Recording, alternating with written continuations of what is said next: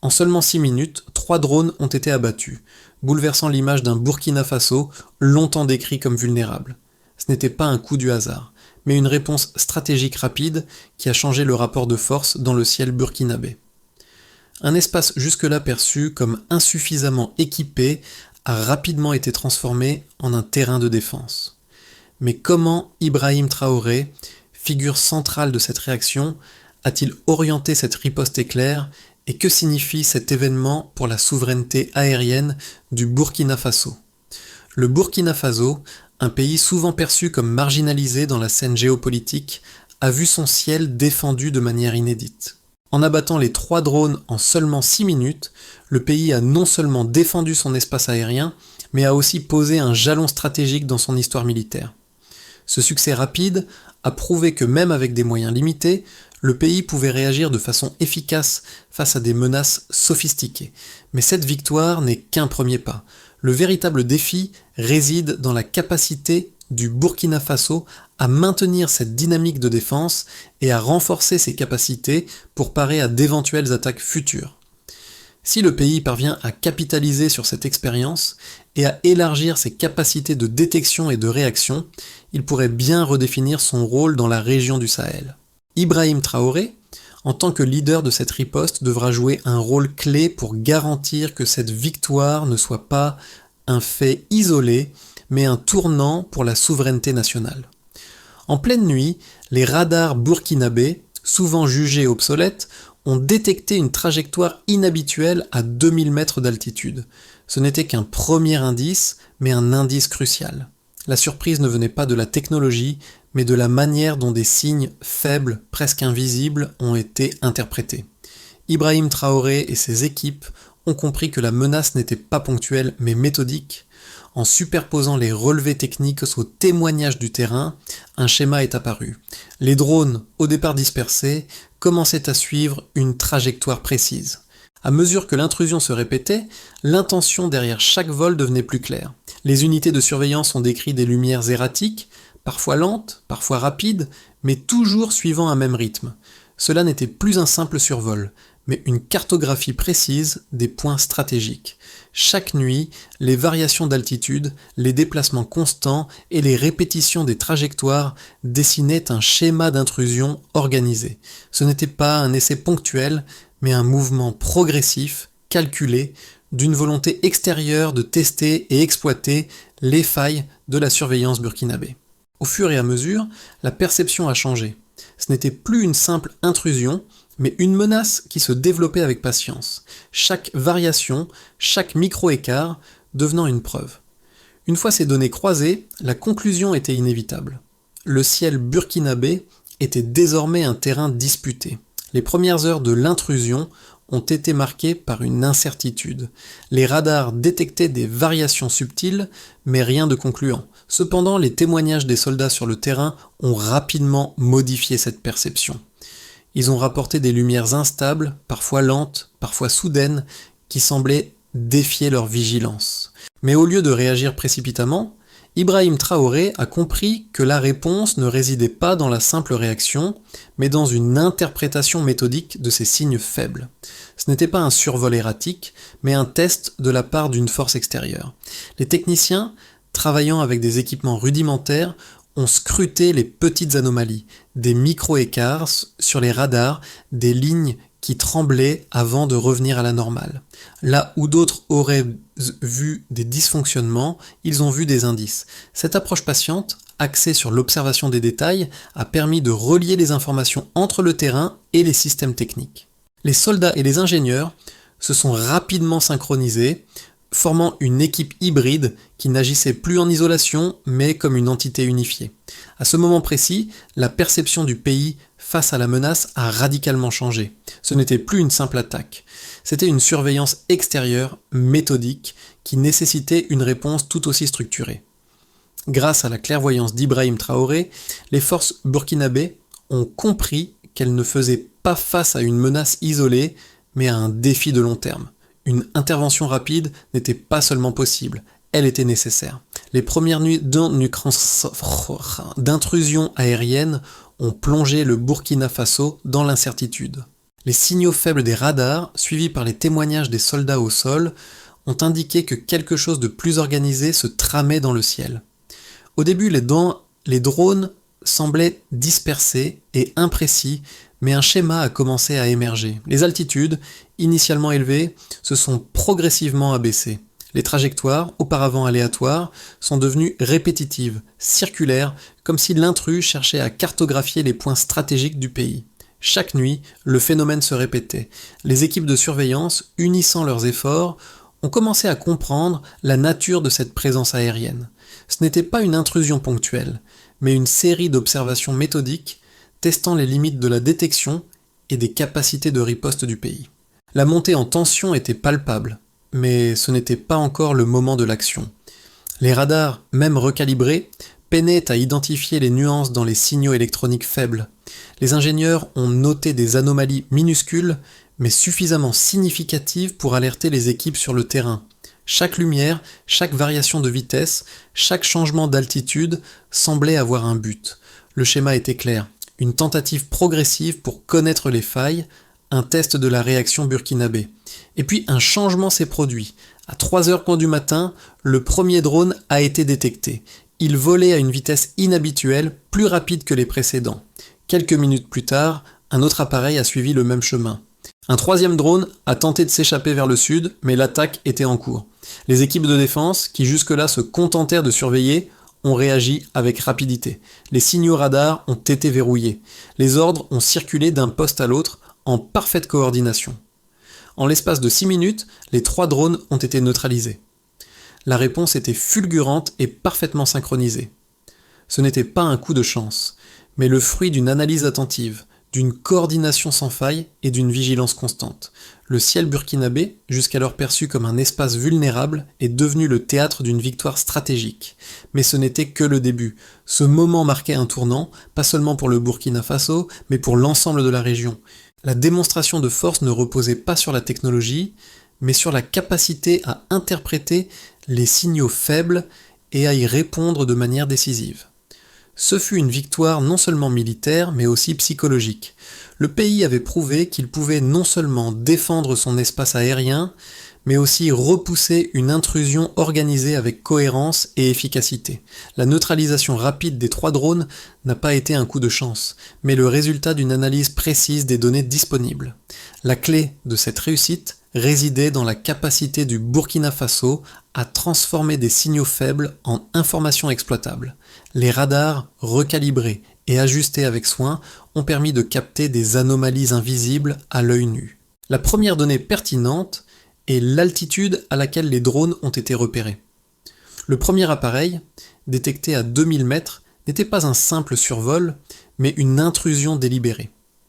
Cette altitude a immédiatement alerté les équipes de surveillance sur la possibilité d'une reconnaissance par drone, et non d'un vol commercial ou d'une simple navigation aérienne.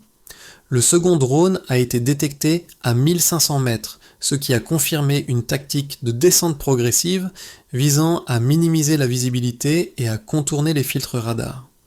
Cette variation d'altitude a constitué un indice clair d'une tentative délibérée de dissimulation et non d'un simple déplacement. Le troisième appareil, détecté à 1800 mètres, a révélé une manœuvre plus complexe, une tentative d'évasion active, comme si le drone essayait de briser la couverture radar qui se resserrait autour de lui. La vitesse de vol a également été un facteur déterminant. Le premier drone, volant à une vitesse de 400 km/h, présentait un profil plus sophistiqué qu'un appareil standard, signalant une capacité à ajuster sa trajectoire en fonction des détections radar. Ce chiffre précis a renforcé la conviction que l'attaque était orchestrée par une technologie avancée, capable de réagir aux dispositifs de détection en temps réel. Mais les données radar ne s'arrêtaient pas là. Les ingénieurs ont observé de faibles variations dans les fréquences radar avant la neutralisation des drones. Ces variations, bien que subtiles, étaient essentielles pour comprendre la dynamique de l'intrusion. Chaque micro-écart, chaque vibration légère était une pièce du puzzle, contribuant à une image plus claire de la menace. Ces anomalies, qui auraient pu passer inaperçues dans un système de surveillance moins attentif, ont été interprétés comme des signes d'une intrusion méthodique, au lieu d'un phénomène aléatoire. En plus des données radar, les témoignages du terrain ont corroboré ces observations techniques. Les soldats au sol ont noté des lumières erratiques, parfois lentes, parfois rapides, mais toujours dans un même motif récurrent. Cette synchronicité entre les témoignages et les données techniques a permis de comprendre que l'intrusion était bien plus qu'une simple observation aérienne. Elle constituait une tentative calculée, mesurée et précise de comprendre les failles du système de défense burkinabé. Ces éléments combinés, altitude précise, vitesse mesurée, variation radar subtile, ont fourni les preuves quantifiables nécessaires pour comprendre la nature de la menace. Mais au-delà de ces chiffres, c'est la capacité de ces données à se combiner de manière cohérente qui a permis la prise de décision rapide et efficace qui a conduit à la neutralisation des drones. L'attaque par drone a suscité deux réponses opposées parmi les analystes. La première thèse, plus sceptique, soutenait que la neutralisation des drones relevait davantage de la chance que d'une capacité technique réelle. Selon cette lecture, les drones n'auraient pas déployé tout leur potentiel technologique, ce qui aurait permis au radar burkinabé de détecter des signaux faibles, autrement imperceptibles. En d'autres termes, si les drones avaient déployé des mesures de furtivité plus avancées ou utilisé des technologies de dissimulation plus poussées, les systèmes burkinabés auraient été incapables de les repérer. Ce point de vue repose sur l'idée que la détection était un heureux alignement des circonstances et non le fruit d'une amélioration stratégique et méthodique des capacités de surveillance. La deuxième thèse, cependant, affirme que cette riposte rapide montre que le Burkina Faso a développé une capacité réelle à comprendre et à interpréter les signaux faibles dans son espace aérien. Selon cette perspective, la neutralisation des drones n'est pas le résultat d'une chance, mais d'un ajustement précis des radars et d'une capacité grandissante à exploiter des informations qui étaient auparavant négligées. Les radars, même s'ils étaient considérés comme obsolètes, ont été recalibrés pour capter des micro-écarts invisibles à l'œil nu. Cette thèse repose sur l'idée que la méthodologie employée par les équipes burkinabè, notamment l'intégration des observations du terrain et des données techniques, a permis de créer une réponse parfaitement synchronisée. Entre ces deux points de vue se trouve la réalité. Un ajustement patient et continu des capacités de détection qui a permis au Burkina Faso de transformer des données apparemment insignifiantes en informations décisives. Le fait que ces drones aient été détectés et neutralisés dans un laps de temps aussi court témoigne de la manière dont la défense burkinabé, bien qu'encore en développement, a su s'adapter à une menace plus sophistiquée. Ce n'était pas une chance, mais une série de décisions éclairées qui ont permis d'agir rapidement et efficacement. La réaction n'était pas seulement technologique, elle était aussi stratégique et méthodologique. En somme, ce n'était pas un hasard, c'était une défense méthodique, rendue possible par une interprétation claire des signaux faibles, une analyse des données et une coordination précise entre les différentes équipes. Le ciel burkinabé, longtemps considéré comme un espace vulnérable, a été transformé en un terrain de défense stratégique en un temps record. Ce n'était plus simplement une intrusion, c'était une offensive organisée, méthodique, visant à tester les capacités de réaction du pays. Mais ce qui a réellement changé la donne, c'est la manière dont le Burkina Faso a réagi. En moins de 6 minutes, les 3 drones ont été neutralisés. Cette riposte fulgurante n'était pas due à un seul facteur, mais à une série d'ajustements et de décisions prises en temps réel. Les forces burkinabées ont su lire les signes faibles, comprendre les variations de vitesse et d'altitude, et surtout intégrer ces données pour formuler une réponse efficace. Ibrahim Traoré a compris que ce n'était pas une simple menace, mais un défi sur le long terme. Ce n'était pas la technologie seule, mais la capacité à interpréter et à réagir de manière coordonnée qui a fait la différence. Le pays n'avait pas seulement arrêté des drones, il avait réaffirmé sa souveraineté aérienne, transformant un acte de défense en un tournant stratégique. La neutralisation des 3 drones n'a pas seulement eu des répercussions immédiates sur le plan militaire, mais a également eu des effets profonds sur le pays à plusieurs niveaux. D'abord, cette victoire a changé la perception nationale de la sécurité aérienne.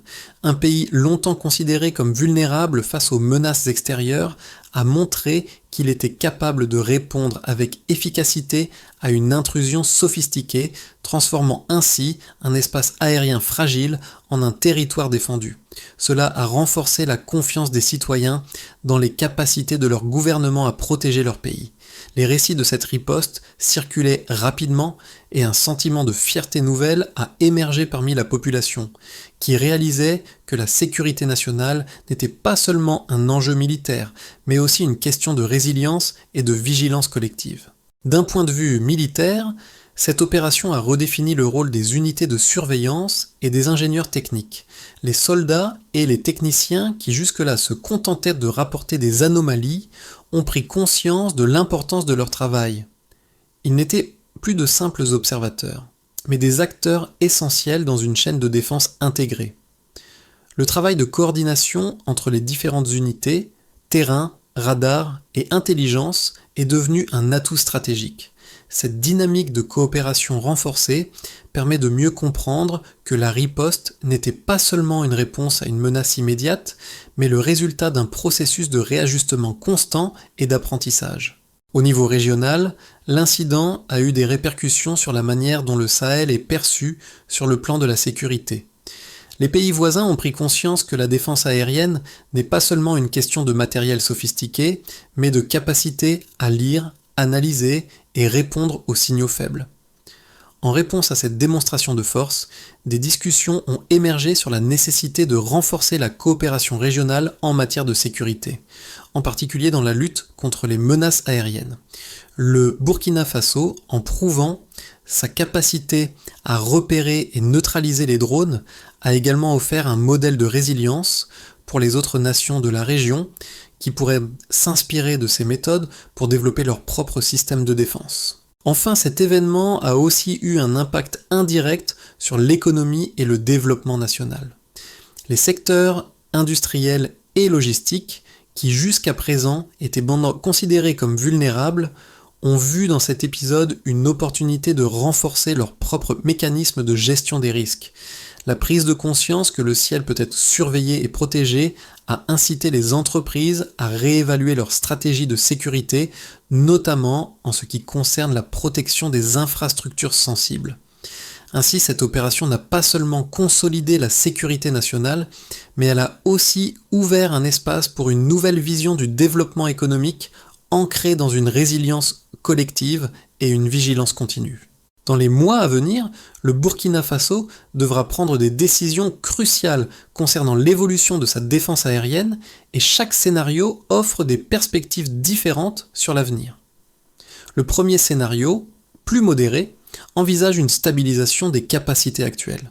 Le pays continuerait à ajuster progressivement ses radars et à renforcer les compétences des techniciens. Les systèmes de défense aériens seraient calibrés à un rythme lent, basé sur les leçons tirées de l'incident des drones, mais sans chercher de rupture technique majeure. Dans ce cadre, l'objectif principal serait de maintenir un niveau de vigilance élevé tout en consolidant les infrastructures existantes. Ce scénario privilégie une approche pragmatique, privilégiant la continuité et la résilience sur les progrès rapides. Le deuxième scénario est plus ambitieux. Le Burkina Faso pourrait profiter de l'élan généré par l'attaque réussie pour accélérer le développement de ses capacités de défense. Les radars seraient réajustés plus fréquemment et le pays pourrait commencer à intégrer de nouvelles technologies pour améliorer la détection, y compris l'intelligence artificielle et des systèmes de surveillance plus avancés. Ce scénario inclurait également un renforcement de la coopération régionale, avec une vision commune de sécurité partagée entre les pays du Sahel. Le Burkina Faso pourrait devenir un leader dans la défense aérienne dans la région, avec un système intégré qui combine les ressources humaines, techniques et militaires pour répondre plus efficacement aux menaces extérieures. Le troisième scénario, plus pessimistes envisagent une escalade des menaces. Alors que le Burkina Faso a démontré sa capacité à intercepter des drones, les puissances extérieures, BK, pourraient adapter leur stratégie en introduisant des appareils plus furtifs ou en augmentant la pression sur les radars avec des tactiques de plus sophistiquées. Ce scénario poserait un défi majeur pour le pays, car même avec des systèmes de défense renforcés, le Burkina Faso pourrait se retrouver dépassé par des technologies plus avancées. Dans ce cas, la priorité serait de maintenir une vigilance constante en cherchant à développer de nouvelles méthodes pour répondre à des menaces en évolution rapide. Ce scénario souligne l'importance d'une préparation continue et d'une évolution constante des capacités de défense pour faire face à une pression croissante. Dans tous les cas, la clé du succès résidera dans la capacité du Burkina Faso à adapter sa défense aérienne à une menace toujours plus complexe. La coordination entre les différents secteurs, l'intégration des technologies avancées et la coopération régionale seront des facteurs déterminants pour la réussite de chaque scénario. L'incident des drones a non seulement réaffirmé la souveraineté aérienne du Burkina Faso, mais a aussi eu un impact profond sur la perception des citoyens. À travers les récits qui ont circulé, la population a pris conscience que la défense de l'espace aérien ne relevait pas uniquement de la technologie, mais aussi de l'engagement et de la vigilance collective. Ce moment a démontré que chaque individu, des soldats sur le terrain aux techniciens, dans les salles de contrôle, joue un rôle crucial dans la protection du pays. Ce tournant a permis aux Burkinabés de voir leur pays sous un nouveau jour, celui d'une nation capable de résister aux menaces, même face à des forces extérieures puissantes. Mais au-delà de cette prise de conscience collective, l'épisode des drones offre également des leçons précieuses pour la société. Il illustre comment un système de défense, même avec des moyens limités, peut apprendre, évoluer et s'adapter pour faire face à des défis complexes. Les jeunes générations en particulier ont vu dans cet événement une source d'inspiration.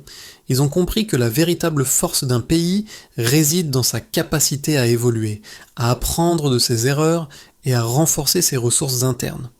Le message est clair, face à une menace, ce n'est pas la taille de l'arsenal qui fait la différence, mais la capacité d'adaptation et la résilience collective. Cette prise de conscience pourrait également ouvrir la voie à un renforcement de l'engagement civique. Dans les années à venir, la protection de l'espace aérien pourrait devenir un sujet central de réflexion dans les écoles, les communautés et même au sein des entreprises. C'est une invitation à chacun à participer à l'effort commun, à prêter attention aux signes du quotidien et à comprendre que chaque geste, aussi petit soit-il, peut contribuer à la sécurité collective. La souveraineté aérienne n'est pas seulement l'affaire des militaires ou des techniciens, mais de toute une nation. Pour garantir la pérennité de la souveraineté aérienne du Burkina Faso, plusieurs actions doivent être entreprises dans les mois et les années à venir. La première étape consiste à renforcer les capacités de détection locale. Les radars recalibrés doivent être vérifiés régulièrement et des simulations mensuelles seront mises en place pour évaluer la sensibilité de ces équipements. Cette démarche simple mais efficace permettra de s'assurer que les radars restent à la pointe de la technologie tout en restant adaptables aux nouvelles menaces. Ensuite, il est impératif de former une nouvelle génération d'opérateurs spécialisés dans la détection des signaux faibles. Ce parcours de formation, dirigé par des instructeurs nationaux, permettra d'acquérir des compétences pratiques dans l'interprétation des variations radars, des trajectoires et des autres indicateurs essentiels. Une telle initiative permettra d'assurer que les équipes sont prêtes à répondre à toute menace, qu'elle soit imminente ou de longue durée. Enfin, pour optimiser l'efficacité des réponses, un réseau civil-militaire intégré doit être mis en place. Les observations des civils, notamment dans les zones rurales ou les zones industrielles sensibles, doivent être connectées à un système d'alerte national. Cela permettrait de relier les informations de terrain au système de surveillance, garantissant ainsi une réaction rapide et coordonnée en cas d'incident. Ce réseau permettra non seulement de renforcer la vigilance, mais aussi d'augmenter la rapidité de la réponse. Ces actions doivent être accompagnées d'une réévaluation régulière des protocoles de réponse. Chaque intrusion détectée doit déclencher une réaction uniforme et synchronisée entre les différents acteurs, militaires et civils, pour garantir une défense optimale du pays. Ce processus continu d'adaptation et de réévaluation permettra au Burkina Faso de conserver sa souveraineté aérienne face à des menaces toujours plus sophistiquées. Le ciel burkinabé, un espace souvent perçu comme une vulnérabilité, est désormais un symbole de résilience retrouvée. Grâce à la vigilance des soldats, des ingénieurs et des techniciens, le pays a transformé une menace invisible en un défi relevé. Ibrahim Traoré, en intervenant à un moment critique, a incarné cette capacité d'adaptation et d'action rapide. Ce n'était pas une victoire isolée, mais un tournant stratégique pour la souveraineté nationale. Le motif des lignes tremblantes sur les radars, autrefois perçu comme un simple défaut, est devenu le symbole d'une souveraineté en reconstruction. Chaque variation de fréquence, chaque écart radar, chaque mouvement subtil dans le ciel a pris une signification nouvelle. Le Burkina Faso a appris à écouter son ciel, et cette nouvelle maîtrise est la base sur laquelle la souveraineté aérienne sera construite. L'incident des drones n'a pas seulement démontré la capacité à riposter, il a révélé un pays capable de se réinventer, de se défendre et de se projeter vers un avenir où chaque signal, aussi faible soit-il, est pris en compte. Le pays, désormais plus attentif, plus connecté, est prêt à défendre son ciel, non pas avec la seule technologie, mais avec une vigilance collective. Au-delà de l'histoire de cette intervention, il est important de se poser une question. Comment pouvons-nous, en tant que citoyens, participer à la construction d'une souveraineté nationale ? La défense de l'espace aérien burkinabé n'est qu'une facette de l'effort plus large de sécurité et de résilience du pays. Chaque observateur, chaque citoyen, joue un rôle dans cette dynamique collective. Il est crucial de renforcer nos capacités de vigilance et de compréhension des menaces, tout en encourageant une coopération renforcée entre les secteurs publics, privés et civils. Le Burkina Faso a montré qu'aucun défi n'est insurmontable si chacun contribue à sa manière. Et vous, comment vous engagez-vous dans la défense de votre communauté, de votre pays ? Quels petits gestes pouvez-vous faire pour participer à cette vigilance collective, que ce soit en restant attentif aux changements autour de vous ou en soutenant les initiatives locales de sécurité ? La souveraineté n'est pas un état figé, mais un processus qui se construit à travers les actions de chacun.